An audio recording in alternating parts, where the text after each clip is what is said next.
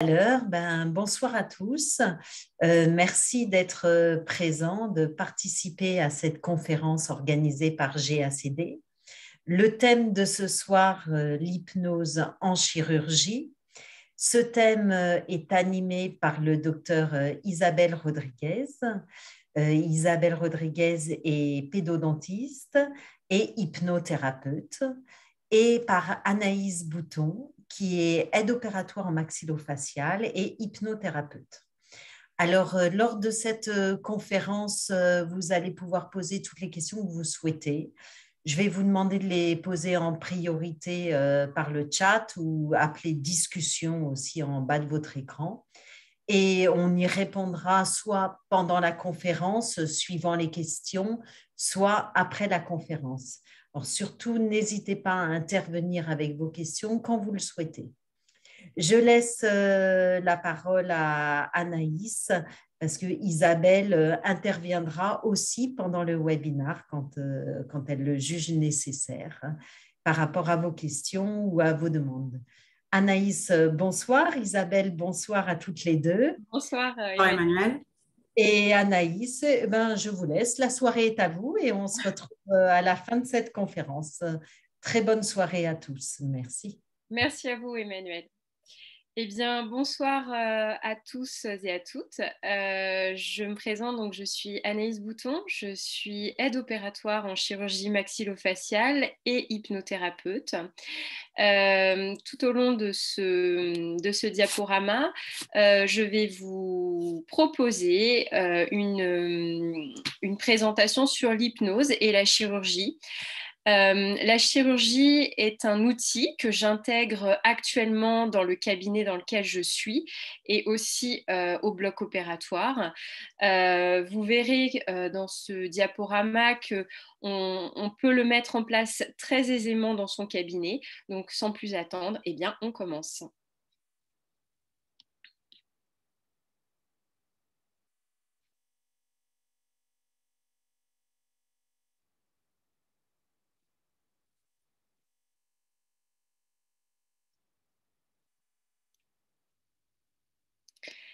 Alors, l'hypnose est un outil d'aide en chirurgie.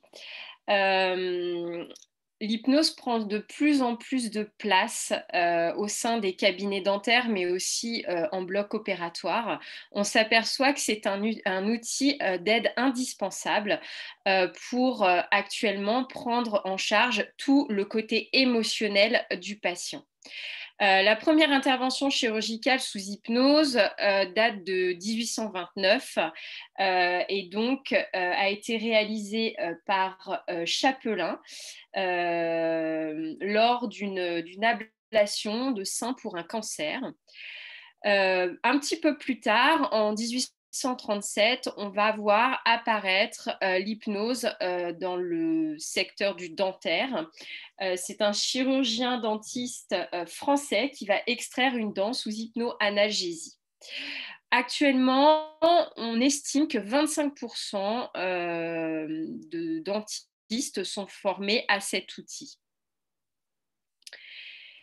L'hypnose, c'est une autre dimension de soin, c'est-à-dire que c'est un outil qui va vous permettre de vous démarquer par rapport à une pratique standard. L'hypnose va permettre de cadrer le soin, c'est-à-dire de rendre la prise en charge du patient bien cadrée sur la partie émotionnelle. Ça va permettre de dédramatiser ce soin qui est très invasif et bien évidemment de prendre en charge des phobiques qui ne viendraient pas naturellement au cabinet. L'hypnose va vous permettre de réaliser des soins par la distorsion du temps, c'est-à-dire que l'hypnose est un outil d'aide pour diminuer le temps de travail dans la tête du patient. L'hypnose va aussi pouvoir remplacer ou renforcer l'anesthésie. Donc c'est un outil vraiment révolutionnaire dans le sens où ça va permettre d'apporter des choses aussi bien aux patients qu'à l'équipe de soins. L'hypnose, l'hypnose qu'on va utiliser en dentaire peut être répertoriée sur deux axes de travail. L'hypnose ericksonienne, qu'on connaît et qu'on entend parler depuis quelques années dans le milieu dentaire, mais aussi l'hypnose classique qu'on voit apparaître de plus en plus dans les blocs opératoires. Pourquoi? On va voir ensemble. L'hypnose ericksonienne, alors je vais juste revenir sur la diapo d'avant. L'hypnose ericksonienne, dans les cabinets dentaires, elle est préconisée plutôt pour des soins programmés. Pose d'implants, avulsion de dents de sagesse, sinus lift. Cette hypnose, elle est basée sur de la stratégie et sur de la dissociation. À côté, l'hypnose classique, donc comme je vous le disais, est une hypnose qui est plutôt une hypnose basée sur de la stratégie directive, sur de la manipulation à but thérapeutique, j'entends bien. Donc, c'est-à-dire qu'on va utiliser cette hypnose plutôt pour des urgences et pour un but bien particulier, c'est-à-dire qu'on va vouloir avoir un résultat instantané. Donc, ça peut être utilisé pour une petite esquille osseuse à extraire, pour remettre une petite vis de cicatrisation qui est partie, une suture qui a lâché ou une extraction en direct. L'hypnose classique va être un outil de résultat instantané. L'hypnose pour qui? Eh bien, je dirais que l'hypnose pour tout le monde, hormis pour les sujets psychotiques. En effet, les sujets psychotiques sont déjà dissociés, ont déjà une personnalité dissociée, et donc utiliser de l'hypnose dissociante sur ces sujets-là aggraverait psychologiquement leur état et donc les rendrait très instables. Donc, plutôt réaliser des hypnoses sur des profils stables. En hypnose, on va utiliser un vocabulaire qui va être différent et qui va être plutôt rassurant et bienveillant. Ça va être un vocabulaire créatif. On va plutôt parler, par exemple, on ne dira plus je pique, on va plutôt utiliser le mot je dépose. On ne va plus parler de mal, on va plutôt parler d'inconfort. On va aussi éviter de parler de suture, on va plutôt évoquer le mot fermeture. On va avoir des mots plutôt accompagnants et positifs pour rendre ce soin plus dans un respect émotionnel et le dédramatiser. L'hypnose, ça marche comment? Eh bien, en fait, c'est un passage d'un état à un autre, c'est un état modifié de conscience. C'est-à-dire que par le biais de langage spécifique, l'hypnothérapeute ou la personne qui va conduire l'hypnose va amener son sujet à vivre une transe hypnotique. Comme on le voit dans ce schéma, on part d'un état conscient et on va, par le biais du langage spécifique dans une induction, arriver à mettre le patient en inconscience, de travailler avec son inconscient. Et lorsqu'on va être sur cette étape-là, on va développer le langage spécifique qui va accentuer l'arrivée de la transe hypnotique, donc des phénomènes hypnotiques, lévitation des mains, muscles du visage qui va se relâcher, un lâcher-prise. Et donc, à partir de là, on va pouvoir mettre en place la technique hypnotique qu'on a envie de mettre pour pouvoir travailler et rendre la séance de soins beaucoup plus calme, détendue, aussi bien pour le patient, toujours, et aussi pour le personnel soignant. Et une fois qu'on aura réalisé donc, cette technique, on fait un retour de transe progressivement au rythme de la personne pour revenir bien ici, parmi nous et maintenant. Ça, c'est très important. L'hypnose ericksonienne est une hypnose que l'on va plutôt adapter pour des soins programmés. C'est une hypnose qui mêle de la stratégie, de l'hypnose classique et de la programmation neurolinguistique. On va utiliser un langage spécifique pour l'hypnose ericksonienne qui va être le méta et le Milton model. On va donc identifier le profil du patient. On va essayer de savoir si le patient est plutôt visuel, auditif ou kinesthésique. Et à partir de là, on va orienter le langage spécifique au patient. C'est un passage, c'est un accompagnement progressif en transe hypnotique. Dans l'hypnose ericksonienne, qu'on s'entende bien, il n'y a aucun test de subjectivité. Donc, c'est-à-dire que c'est une hypnose d'accompagnement qui se fait suivant un déroulé bien particulier. L'induction, ça va être un élément clé, qu'on soit en hypnose ericksonienne ou qu'on soit en hypnose classique. L'induction se fait par des étapes. Et ces étapes sont importantes puisqu'elles vont permettre d'activer le passage d'un état à un autre. Sans bonne induction, il n'y a pas d'hypnose. C'est compliqué. Donc, c'est pour ça que l'induction a une place importante dans le schéma hypnotique, puisqu'elle va permettre de déclencher la transe, de déverrouiller les capacités profondes de changement.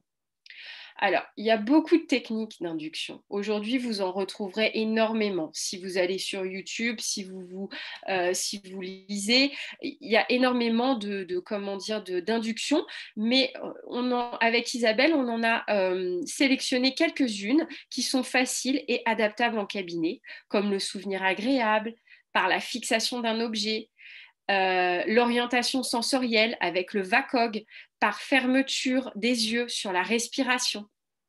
Et vous voyez que l'induction, en fait, suit un protocole, une schématisation bien particulière avec la focalisation du regard, puis l'absorption des sens qui à eux deux, vont créer une réaction inconsciente. Donc, à partir de là, on ratifiera. Ratifier, c'est-à-dire qu'on dira au patient, ah bah tiens, vous êtes en train tout simplement de bouger ce petit doigt. Donc, je constate que intérieurement, vous êtes calme, paisible et amener la dissociation.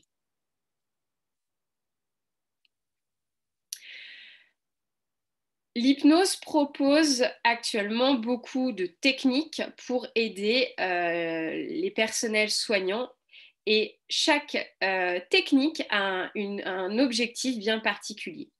L'hypnoanalgésie sera utilisée pour installer un confort rapide sur un endroit en douleur aiguë. L'hypnoanesthésie, elle, va remplacer, intensifier ou maintenir l'anesthésie. On aura la méthode de Rossi, qui est plutôt une méthode de conciliation, de résolution de problèmes émotionnels internes. La reconstruction hypnotique qu'on utilisera plutôt pour du bruxisme ou alors si par exemple un patient se plaint mais qu'à l'examen clinique il n'y a pas de réelle cause. C'est simplement avec cette technique une discussion entre parties du corps. Voilà. La distorsion de temps, qui elle est une technique intéressante puisqu'elle rend le soin rapide et elle permet de rendre la notion de temps brouillée. Donc, lorsque, par exemple, on est en pose d'implant ou en extraction de dents de sagesse, cette technique est très intéressante puisqu'on entend souvent dire les patients, mais je ne comprends pas, ça devait durer 45 minutes et au final, ça a été très rapide. Eh bien oui, mais avec la distorsion de temps, on augmente tout simplement la détente et donc le patient ne s'aperçoit pas du temps qui passe. Il y a la technique d'ancrage, c'est une technique de programmation neurolinguistique qui va aider à surmonter nos excès d'anxiété et de créer un état interne positif. Et enfin, le lieu, le souvenir agréable, qui lui sera plutôt utilisé pour créer un sentiment de sécurité, de lâcher prise. Toutes ces techniques, vous pouvez aussi bien les utiliser pour des extractions de dents de sagesse, que des poses d'implants, qu'un sinus lift. À vous de voir avec laquelle vous êtes la plus confortable et avec laquelle vous avez le plus d'aisance. On va passer à l'hypnose classique, qui est un outil d'urgence. L'hypnose classique, c'est l'hypnose traditionnelle, c'est la plus ancienne. On parle d'hypnose magnétique. Elle était très utilisée dans les temples de guérison égyptiens. Et donc, cette hypnose est la plus ancienne.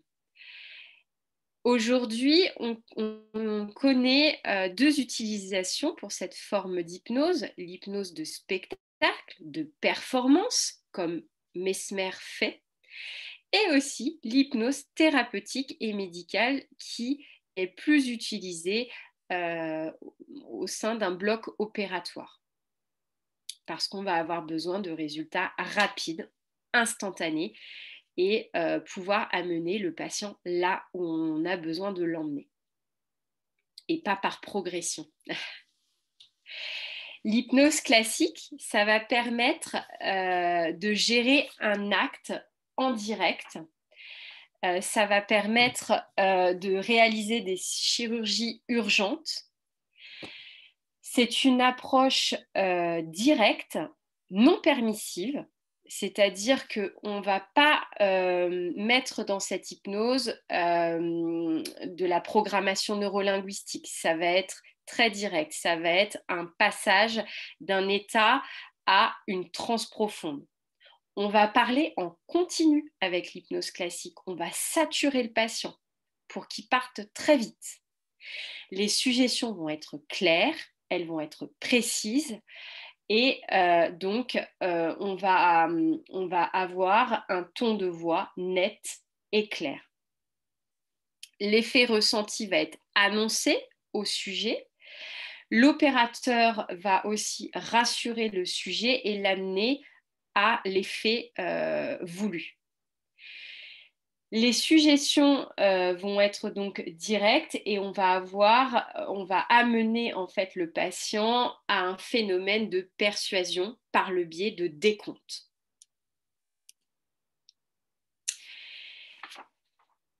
Lorsqu'on va réaliser une hypnose classique, on va avoir besoin de réaliser des tests de subjectivité.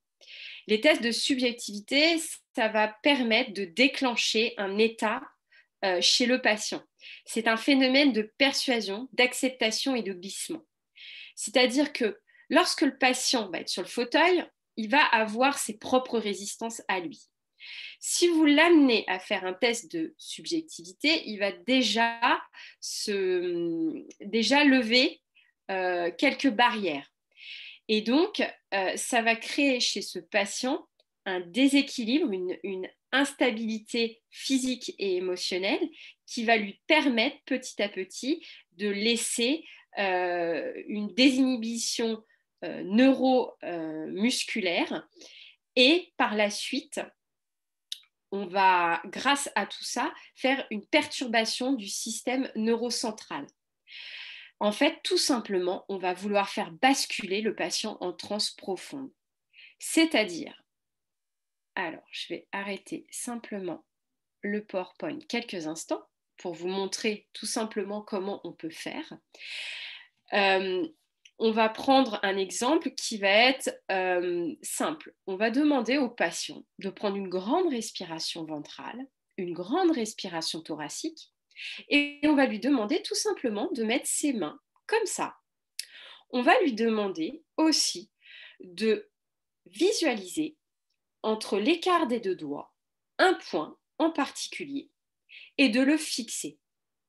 De fixer ce point, et vous allez parler et lui expliquer que plus il va fixer ce point, plus il va avoir les yeux fixés, collés, serrés, plus il va tout simplement se focaliser sur ce point, plus les doigts vont se rapprocher. Et plus les doigts vont se rapprocher, plus à l'intérieur de soi, on va commencer à sentir le relâchement. Et plus on va sentir le relâchement, plus la respiration va se faire calme, détendue. Et plus l'écart va se resserrer, plus le point va être difficile d'accès. Et plus le point va être difficile d'accès, plus tout simplement à l'intérieur de soi, on va ressentir le calme s'installer. Et plus le calme s'installe, plus la respiration se calme. Plus la respiration se calme, plus tout simplement les muscles du visage se détendent et les yeux commencent à picoter, à être difficiles à laisser ouverts. Et plus les yeux sont difficiles à laisser ouverts, plus tout simplement les yeux commencent à clignoter. Et plus l'écart se resserre, et plus les doigts vont se rapprocher. Et quand ils vont se serrer, se coller, tout simplement les yeux tomberont, le rideau tombera. Et là, on pourra déclencher par la suite tout simplement une induction en bonne et due forme avec tout l'accompagnement nécessaire. Donc, on voit que le mécanisme de l'induction en hypnose classique n'est pas le même que l'induction en ericksonienne. On va avoir besoin d'un résultat beaucoup plus rapide. Vous voyez qu'au niveau du ton de voix aussi, on a parlé beaucoup plus rapidement, on a saturé beaucoup plus rapidement le patient. Voilà. Alors, je vais reprendre le PowerPoint.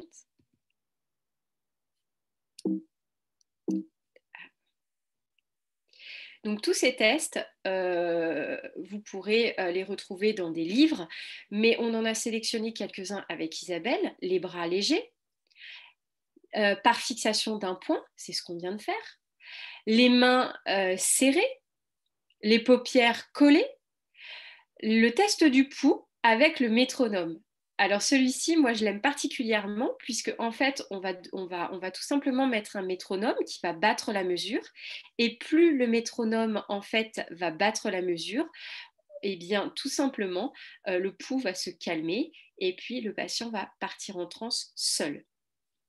Il va aussi y avoir la technique du test de l'ouverture de bouche. Donc, toutes ces techniques, tous ces tests, je dirais que c'est à vous de choisir avec lequel vous êtes le plus à l'aise, hein, tout simplement.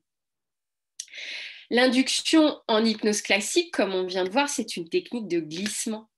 C'est une technique qui donc fait appel à des suggestions directes, à une répétition verbale rapide par saturation. Comme vous avez pu le voir, le ton de ma voix était clair, net, précis et affirmé. J'étais en position haute, c'est-à-dire que je n'ai pas laissé le patient participer, j'ai tout de suite conduit l'hypnose. Comme vous pouvez le voir sur ce graphique, sur ce tableau plutôt, il y a des applications différentes de l'hypnose classique à l'hypnose ericksonienne. L'hypnose classique, c'est une hypnose qui est directive, elle n'est pas participative. En hypnose classique, on va faire appel à des suggestions directes, alors qu'en hypnose ericksonienne, on va être plus subtil, on va aussi intégrer les suggestions indirectes. En hypnose ericksonienne, on va mélanger de la programmation neurolinguistique et donc c'est une hypnose qui sera moins profonde que l'hypnose classique. On va utiliser l'hypnose classique plutôt pour des soins d'urgence, alors qu'en hypnose ericksonienne, on va programmer, on va déterminer un temps de travail qui va être inclus aussi dans le soin, hein, bien évidemment, hein, c'est pas à part. Hein. Je dirais que l'hypnose ericksonienne aujourd'hui est très répandue dans le domaine dentaire, mais l'hypnose classique commence petit à petit à prendre de la place. À vous de choisir avec laquelle vous êtes le plus à l'aise. Pour le patient, ça a des réels avantages. C'est-à-dire que lorsque on pratique l'hypnose, qu'elle soit ericksonienne ou classique au cabinet pour de la chirurgie, ça va permettre de la détente au patient. C'est-à-dire qu'il va diminuer son stress, ses angoisses, et ça va permettre au patient de mieux comprendre et d'accepter mais aussi de gérer la situation de soin. C'est-à-dire que comme la gestion de la douleur va être prise en charge, le patient va se consacrer à autre chose. On va soulager et soigner en même temps, l'émotionnel et le physique. L'hypnose va intervenir en complément ou remplacer totalement l'anesthésie par le biais de la technique de l'hypno-analgésie, hypno-anesthésie. Il y a une meilleure acceptation aussi des soins longs, puisque en hypnose, avec la distorsion du temps, eh bien, ça permet tout simplement aux patients d'être focalisés sur autre chose. Le patient ressort tout à fait ressourcé, détendu, il peut repartir en réunion. Il n'y a pas de conséquences à l'hypnose. Pour le praticien, c'est un avantage aussi de pratiquer l'hypnose au sein de son cabinet, puisque ça va être une vraie entité, ça va permettre de se démarquer. La gestion de stress, la notion de gestion de stress au cabinet va permettre de créer une atmosphère de sérénité. Il va y avoir moins de fatigue physique et psychologique. On va voir apparaître une meilleure cohésion d'équipe. Donc, ça veut dire que la routine ne va plus s'installer et on va avoir un vrai accompagnement humain, de la créativité qui va ressortir, de la réactivité. Et donc, tout ça va permettre à l'équipe de soins d'avoir un cadre de travail plus ludique. J'ai quelques conseils pour vous. Lorsque vous allez pratiquer de l'hypnose, partez à la chasse aux informations avec vos patients. C'est-à-dire questionnez-les sur leur goût, sur leurs habitudes, sur les couleurs qu'ils aiment. Ça va vous permettre tout simplement de vous rapprocher du patient.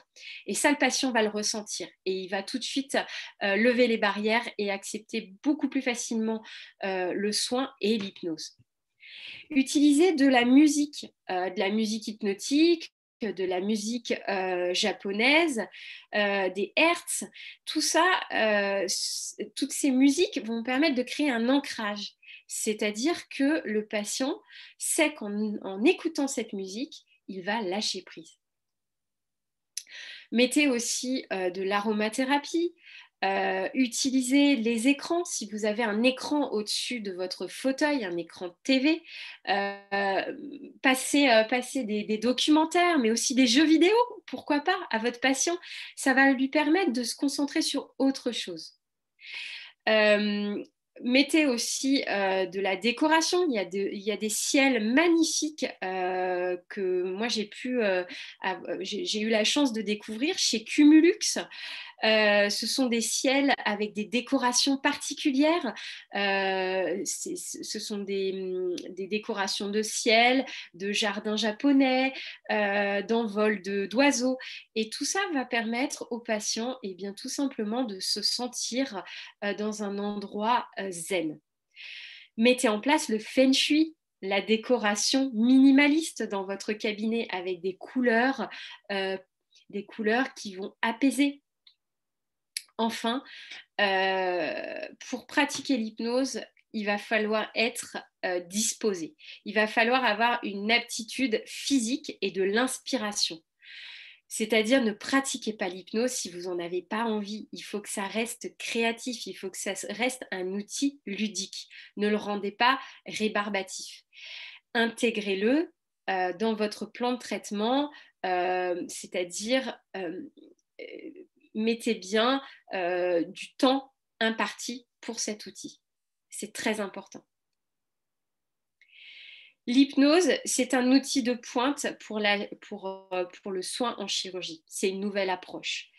C'est une approche plus respectueuse de l'émotionnel patient. Ça va lui permettre tout simplement d'adhérer à des soins pénibles et de rendre ces soins plus confortables dans de meilleures conditions. Donc, vous avez tout intérêt à vous former puisque ça va permettre aussi, dans la vie professionnelle au sein du cabinet, de rééquilibrer l'organisation, d'améliorer l'ambiance générale du cabinet, de gérer et de minimiser les conflits. Ça va être aussi une alliance thérapeutique, c'est-à-dire que en pratiquant l'hypnose, vous verrez que vous adresserez plus facilement vos patients à d'autres pratiques, c'est-à-dire que vous allez être en contact avec d'autres intervenants, peut-être des psychologues, peut-être des hypnothérapeutes, peut-être des aromathérapeutes ou tout simplement des nutritionnistes. En fait, cette démarche holistique va vous ouvrir tout simplement les portes de votre cabinet. Parce qu'on sait que, en général, on travaille et on oublie un petit peu ce qu'il y a autour.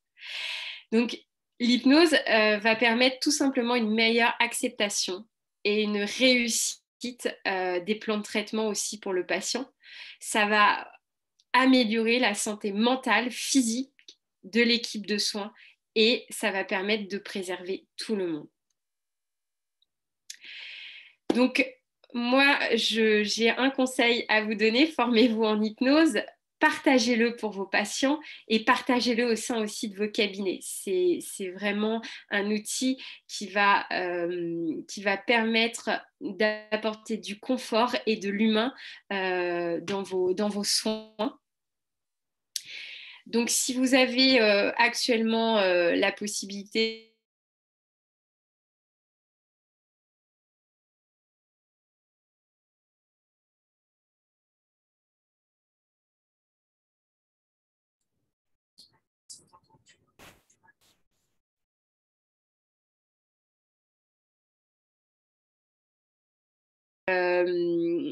au sein de cette formation, nous proposons des ateliers, mais aussi des formations sur le thème de la programmation neurolinguistique en présentiel sur Paris.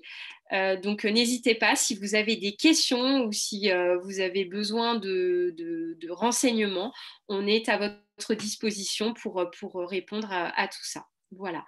Eh bien, écoutez, j'espère que cette conférence vous aura plu. N'hésitez pas à nous poser toutes vos questions. On est à l'écoute. Et puis, écoutez, je vous remercie infiniment de m'avoir écouté.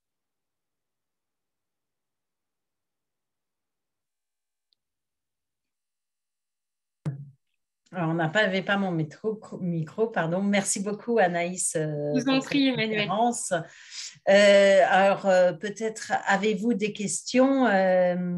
Isabelle, merci d'être là. On va voir si les participants ont des questions. Il y a peut-être des éléments que vous voulez qu'on ressorte plus de cette conférence. Alors, on attend vos questions.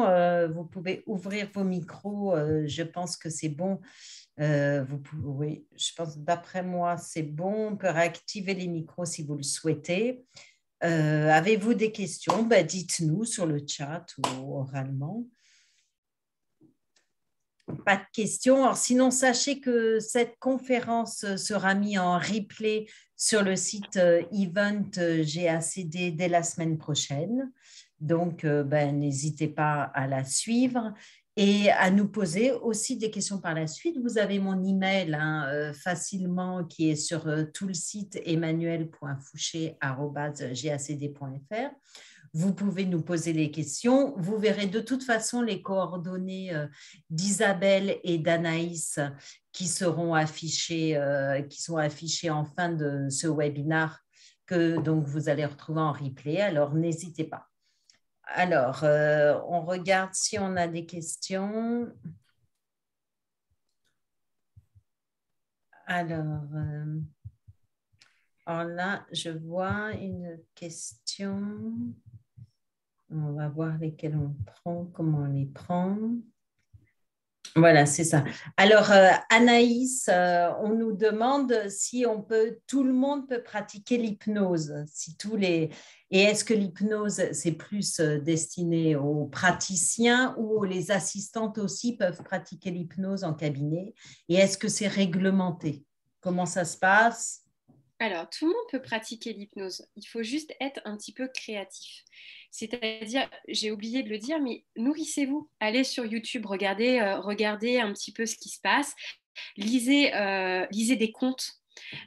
Lisez des contes, nourrissez-vous, mais tout le monde peut pratiquer l'hypnose. Il suffit un minimum d'être formé.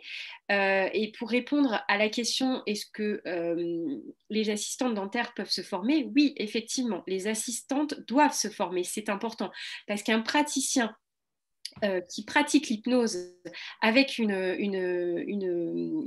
assistante ou une aide opératoire va pouvoir faire ce qu'on appelle des inductions doubles.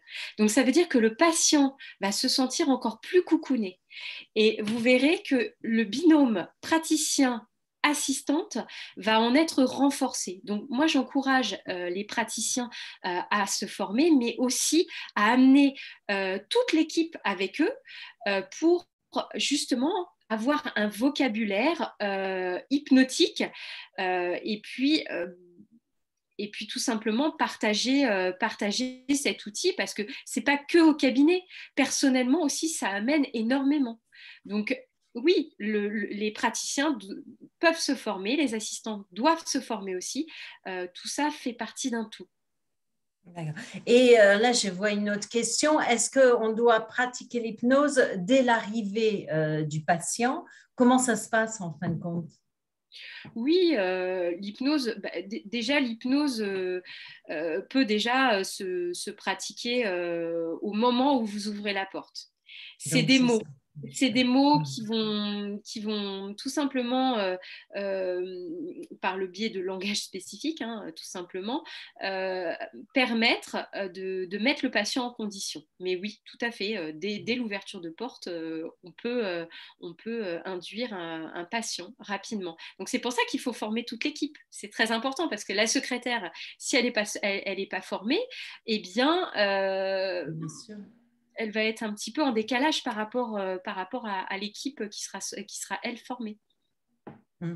Le docteur Chassereau nous dit, est-ce qu'il faut donc un cabinet Feng Shui? Est-ce qu'il faut instaurer, mettre en place tout ça dans son cabinet? On en parle pas mal quand même. C'est important d'avoir un cabinet accueillant. C'est vrai que nous, en tant que personnel soignant, on y vit, on y passe beaucoup de temps. Donc, on ne voit pas en fait tous ces petits détails, mais les patients, eux, le voient parce qu'ils sont dans un très court temps. Donc, c'est vrai que rendre un cabinet plus posé, avec des couleurs agréables, avec une décoration épurée, avec de la musique, en fait, tout simplement rendre le cabinet bien, confortable et puis de détente. Voilà. Alors, une autre question qui nous est posée, doit-on dire aux patients ou bon, Isabelle est pédodontiste, donc ou aux parents, que l'on pratique l'hypnose? Est-ce qu'on le dit ça d'ailleurs? Il va avoir un acte chirurgical. Est-ce qu'on doit le dire qu'il y a une pratique d'hypnose ou est-ce que c'est pas la peine puisque ça rentre effectivement dans un plan de traitement où c'est pas non plus, c'est une hypnose simple, pas forcément. Adaptez-vous au profil, à la personnalité que vous avez en face de vous. Moi, D'accord. quelquefois, oui, je le dis. Je dis, écoutez, je vois que vous êtes un peu tendu. Je pense qu'on peut faire quelque chose pour vous.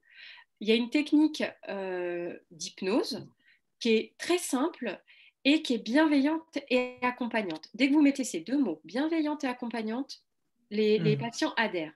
bien sûr. Après, si vous ne vous sentez pas à l'aise de dire que vous faites de l'hypnose, tout simplement, vous dites au patient, écoutez, on va faire quelque chose. Juste cette phrase-là, on va faire quelque chose pour vous. On va faire les choses différemment. Regardez, on va prendre une grande respiration.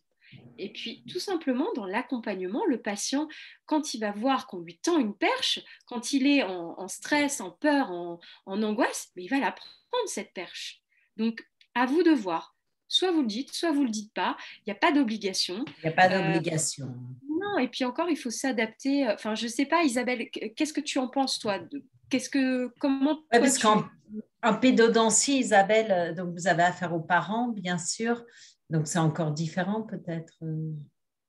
Alors, moi, personnellement, je le dis pas, je prononce pas le mot hypnose, en fait. Donc, des fois, quand il y a des questions, je parle de techniques comportementales sur l'enfant, parce que j'utilise un certain nombre de techniques comportementales, pas que l'hypnose. Et en fait, ce qui ressort, c'est qu'ils voient que c'est différent, en fait. Et très souvent, c'est un peu le mot magie, surtout dans les cas d'extraction, puisque j'utilise énormément l'hypnose dans les cas d'extraction, où là, les parents, voilà, pour eux, ça n'a rien à voir par rapport à leur vécu à eux, en fait. Et ce qui ressort, voilà, c'est plutôt que c'est différent, que c'est En magique. fin de compte, c'est un langage neurolinguistique que vous utilisez, quoi, vous utilisez des mots Ouais, magie. alors moi j'utilise aussi beaucoup de sensations parce qu'en chirurgie, on sait que ça tire, etc. Donc j'utilise aussi beaucoup de sensations que je reproduis, en fait, que je montre à l'enfant avant d'intégrer l'acte en lui-même, en fait. Voilà. Mais par contre, c'est vrai que après, les parents qui s'y connaissent un peu, que ça soit des sophrologues ou qui utilisent un peu de programmation non linguistique, eux comprennent complètement en fait ce que je fais. Mais le patient qui n'y connaît rien, le parent, bah, il voit que c'est différent et c'est ça qui ressort en fait. Voilà. Mais après, on peut tout simplement le dire ouvertement aussi, comme le disait Anaïs. Il n'y a pas d'obligation, quoi. Je pense que c'est Enfin, vraiment moi, ce ça a intégré, en fait, j'ai un plan de traitement qui est complètement global sur la prise en charge de l'enfant. Donc, en fait, quelle que soit la technique que j'utilise, puisque j'ai plein de techniques comportementales à ma disposition, j'applique la technique qui est le plus adéquate à l'enfant que j'ai en face de moi pour que le soin se passe le mieux possible. D'accord. Et au bloc, nous, on le dit. On dit, Ah, au bloc, oui, oui. oui, parce qu'il y a une notion de consentement. Donc, voilà, on le dit. D'accord. Oui, tout à fait. Ça, Et les ça appartient. anesthésistes qui annoncent, qui disent, on va faire un petit peu d'hypnose. Voilà. Et en général, je peux vous assurer que les patients, ils vous regardent avec des yeux, on prend.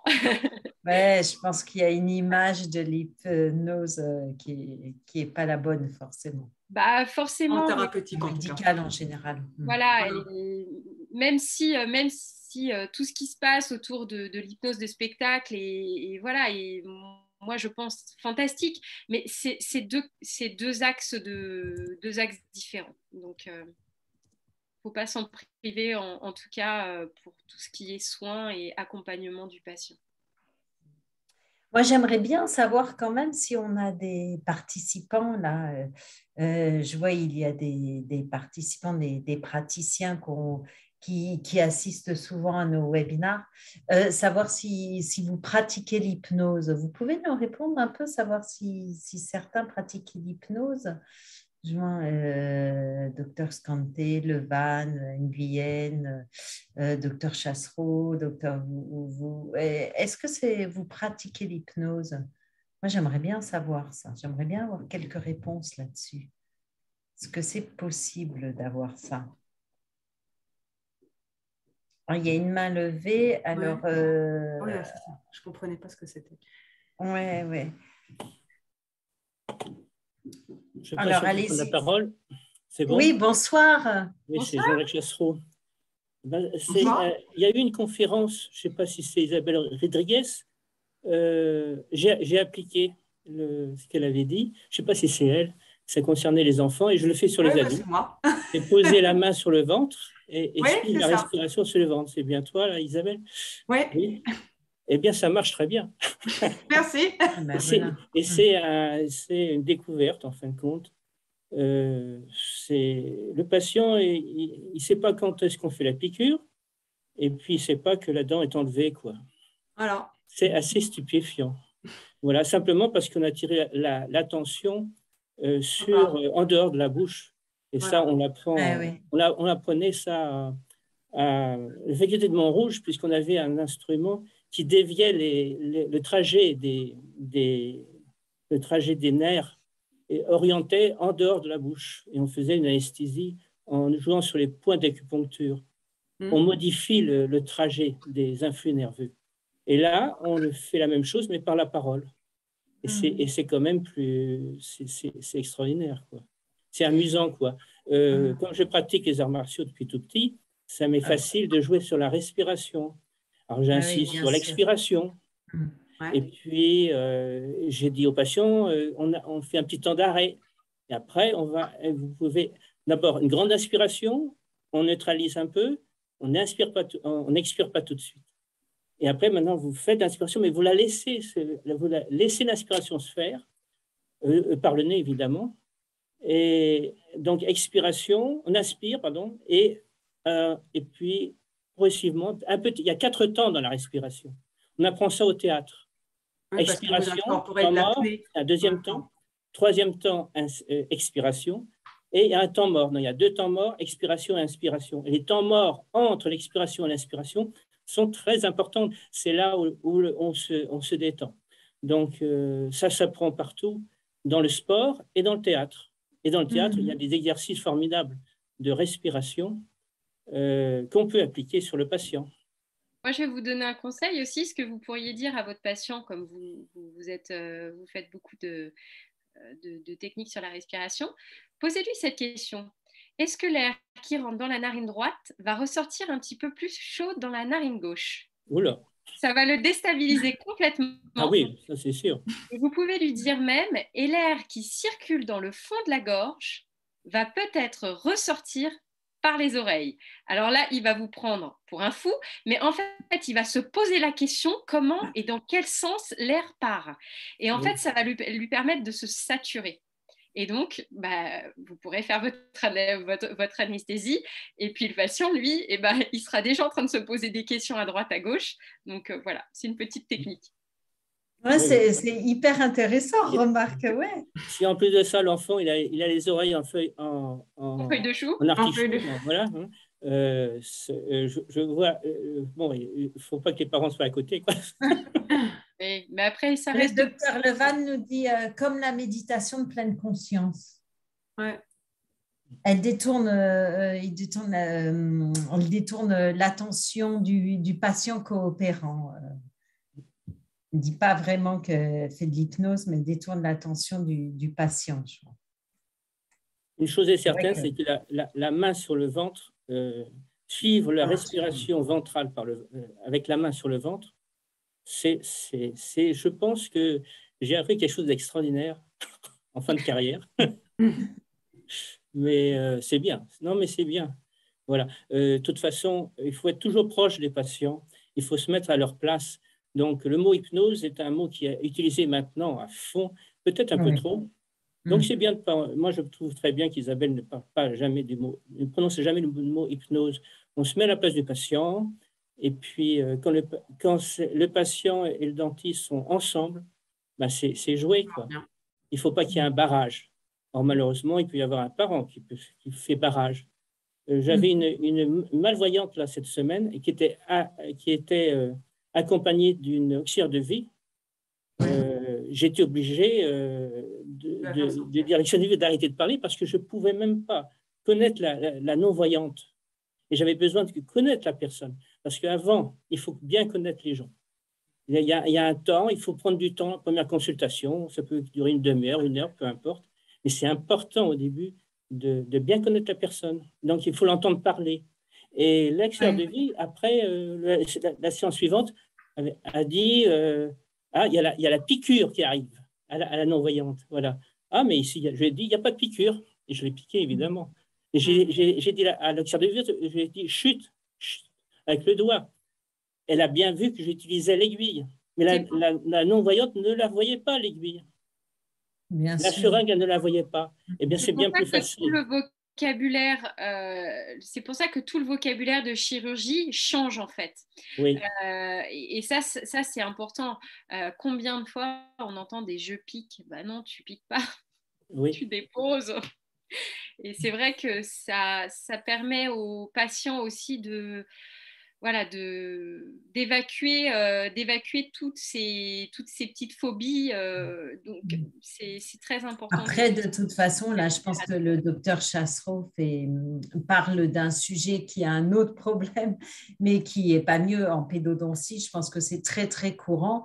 C'est l'intervention. Alors là, ce n'était pas le parent, c'était une personne, une aide, mais c'est l'intervention même du parent par rapport à l'enfant, la place du parent qui n'est pas forcément bonne, qui peut faire peur et effectivement, quoi. Le docteur Raluca Scantei nous dit non. Non, non à quoi, docteur? Peut-être que je me trompe. En tout cas, moi, je suis maman de plusieurs enfants et je pense que je n'ai pas toujours eu une bonne attitude dans les cabinets de pédodontie, que ma peur, je transmettais ma peur, quoi. Hypnose ou pas hypnose. Mais le docteur Raluca Scantei, que souhaitez-vous nous dire quand vous dites non exactement? Vous pouvez, je pense que vous pouvez prendre la parole sans problème, de toute façon, si vous le souhaitez.